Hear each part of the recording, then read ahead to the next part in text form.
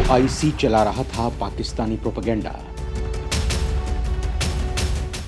मोदी ने एक ही झटके में निकाल दी हवा। गल्फ देशों का सारा ज्ञान हलक में अटक गया। दोस्तों, कहा जाता है जिनके घर कांच के बने होते हैं उन्हें दूसरों के घर पर पत्थर नहीं मारने चाहिए, लेकिन ये बात भी समझ में उसे आती है जिनके पास अकल नाम की चीज होती है। जो बेचारा अकल से पहले ही पैदल हो, उसे कुछ सूझता ही नहीं है और ऐसे ही लोग उसी डाल पर कुल्हाड़ी चलाते हैं जिस पर वो बैठे होते हैं। बेचारे दिमाग से खाली अरब देश कुछ ऐसा ही कर बैठे हैं। अब सवाल उठता है कि अरब देशों ने ऐसा क्या कर दिया है कि उनकी खुद की हालत पतली हो गई है। उनकी किस बेवकूफी पर पूरी दुनिया हंस रही है और ये देश अब एक दूसरे का मुंह देखकर खुद को ये यकीन दिला रहे हैं कि वो दुनिया के सबसे बड़े बेवकूफ हैं। तो दोस्तों, भारत में एक टीवी डिबेट में शिवलिंग के विरोध में भाजपा प्रवक्ता नुपुर शर्मा ने कड़ा विरोध किया था, जिस पर प्रोपेगेंडा फैलाकर ऐसा बवाल मचाया गया कि पूरे देश में हिंसा फैल गई। इस सब्जेक्ट को इतना सीरियस बना दिया गया कि इंटरनेशनल इशू बन गया। ये पाकिस्तान लगातार भारत के खिलाफ साजिश करता रहता है। जब वो भारत के सामने मुकाबला करने लायक नहीं रह गया तो कट्टरपंथियों का सहारा ले रहा है। वो इस्लाम के नाम पर अपनी विदेश नीति को मजबूत करना चाहता है। दुनिया में इस्लामिक देशों का संगठन है ओआईसी। पाकिस्तान के प्रोपेगेंडा के कारण ओआईसी ने नुपुर शर्मा के मामले में भारत पर प्रतिक्रिया दी थी। दोस्तों, इन अरब मुस्लिम देशों की सबसे बड़ी ताकत है तेल।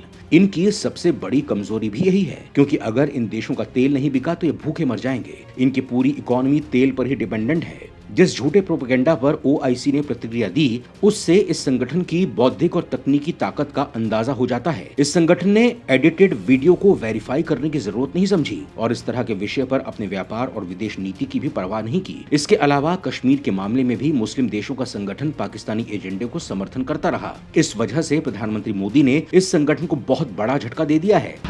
कश्मीर के मुद्दे पर इस संगठन का क्या है कहना? क्यों प्रधानमंत्री मोदी को इनके खिलाफ लेना पड़ा तगड़ा एक्शन? तो दोस्तों, जम्मू और कश्मीर पुनर्गठन विधेयक 5 अगस्त 2019 को राज्यसभा में पेश किया गया था और उसी दिन पारित किया गया था। अगले दिन लोकसभा में इसे मंजूरी दे दी गई। 5 अगस्त 2022 को धारा 370 को हटाए हुए 3 साल पूरे हो चुके हैं। एक तरफ जहां लोगों ने कश्मीर के लाल चौक में तिरंगा लगाकर जश्न मनाया, वहीं दूसरी तरफ एक बार फिर पाकिस्तान, चीन और इस्लामिक संगठन ओआईसी ने कश्मीर राग अलापा। जम्मू कश्मीर में धारा 370 समाप्त हुए 3 साल पूरे होने पर इस्लामिक देशों के संगठन ओआईसी ने भी भारत के लोकतंत्र पर प्रश्न उठाने की कोशिश करते हुए एक के बाद एक ट्वीट करते हुए कहा, 5 अगस्त 2022 को भारत अधिकृत जम्मू कश्मीर में अवैध और एक तरफा कार्रवाई की तीसरी बरसी है। इसके बाद कश्मीर में अवैध जनसांख्यिकीय बदलाव समेत कई अवैध कदम उठाए गए। इस तरह की अवैध कार्रवाई न तो जम्मू कश्मीर की विवादित स्थिति को बदल सकती है और न ही कश्मीर के लोगों के वैध अधिकारों को प्रभावित कर सकती है। ओआईसी के इस बयान पर भारत ने मुंहतोड़ जवाब दिया है। विदेश मंत्रालय ने कहा है, ऐसे बयान ओआईसी को केवल ऐसे संगठन के रूप में उजागर करते हैं जो आतंकवाद के माध्यम से सांप्रदायिक एजेंडे के लिए समर्पित हैं। विदेश मंत्रालय के आधिकारिक प्रवक्ता अरिंदम बागची ने कहा कि जम्मू कश्मीर पर इस्लामिक सहयोग संगठन ओआईसी के महासचिव का जारी बयान कट्टरता की बात करता है। उन्होंने कहा कि केंद्र शासित प्रदेश जम्मू और कश्मीर भारत का अभिन्न और अविभाज्य हिस्सा है और रहेगा।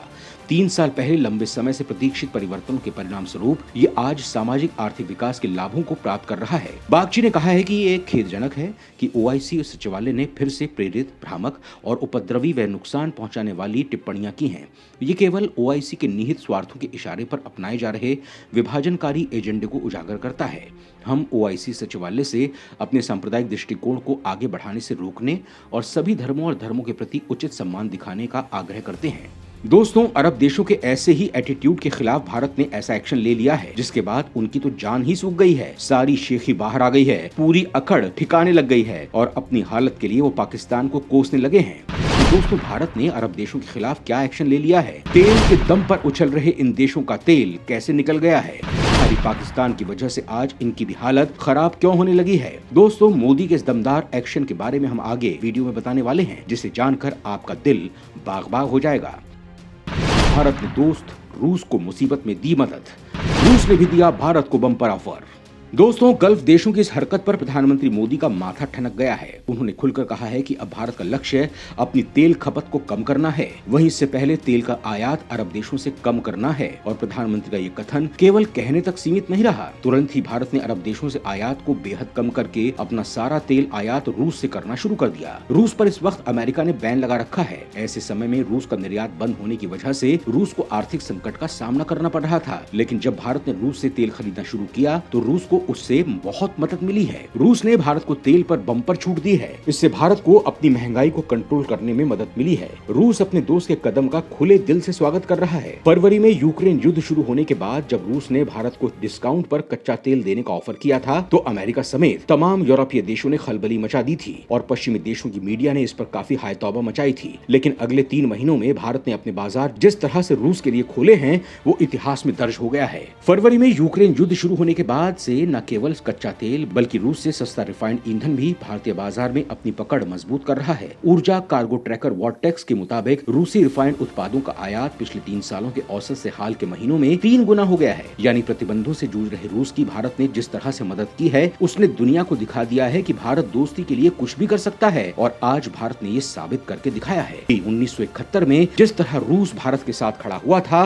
साल 2022 में भारत भी रूस के साथ उसी तरह से डटा हुआ है। रूसी तेल की मांग में गिरावट की भरपाई के लिए भारत रूस का सबसे बड़ा मददगार बनकर उभरा है। इसकी वजह से यूक्रेन युद्ध को लेकर मॉस्को को अलग थलग करने की पश्चिमी देशों की कोशिश को तगड़ा झटका लगा है। ईरान पर प्रतिबंध लगाने के बाद भारत ने वहां से कच्चे तेल का आयात बंद कर दिया था, जबकि चीन खरीदार बना रहा। इससे चीन को आर्थिक रूप से काफी लाभ मिला है। इसीलिए रूस के मामले में भारत उन पुरानी गलतियों को फिर से दोहराना नहीं चाहता है। भारत में मई में 8.19 लाख बैरल प्रतिदिन बीपीडी कच्चा तेल खरीदा, जबकि अप्रैल में यह आंकड़ा 2.77 लाख बीपीडी और एक साल 33,000 बीपीडी रहा था। इसके साथ ही सऊदी अरब को पीछे छोड़ते हुए रूस भारत का दूसरा सबसे बड़ा तेल आपूर्ति वाला देश बन गया है। इराक पहले स्थान पर है, लेकिन अब भारत के सबसे बड़े तेल सप्लायर इराक को यह डर सता रहा है कि कहीं भारत को तेल सप्लाई करने के मामले में रूस उसे कहीं पीछे न छोड़ दे। अगर ऐसा होता है तो इराक और सऊदी अरब दोनों के लिए निश्चित ही खतरे की घंटी है। आपको बता दें कि इसी डर से इराक ने जून में अपनी हिस्सेदारी बढ़ाकर कुल भारतीय कच्चे तेल के आयात का 26% बढ़ा दिया था, जो मई में 24% था। दोस्तों, अरब देश भारत पर दबाव बनाने की कोशिश कर रहे थे, लेकिन पीएम मोदी के एक्शन से अरबी दांव उल्टा पड़ गया है। भारत जैसे बड़े बाजार के मुंह मोड़ लेने से इन देशों की हालत पतली हो गई है। ओआईसी में पाकिस्तानी दखल के बाद से ही पीएम मोदी ने ऐसी रणनीति बनाई थी जिसका असर आज दिखने लगा है और ओआईसी जो मुस्लिम देशों के विकास के लिए बनाया गया था वो उनके विनाश के लिए जिम्मेदार बन गया है। दोस्तों, भारत के इस एक्शन को आप किस तरह से देखते हैं? अपनी प्रतिक्रिया जरूर दें।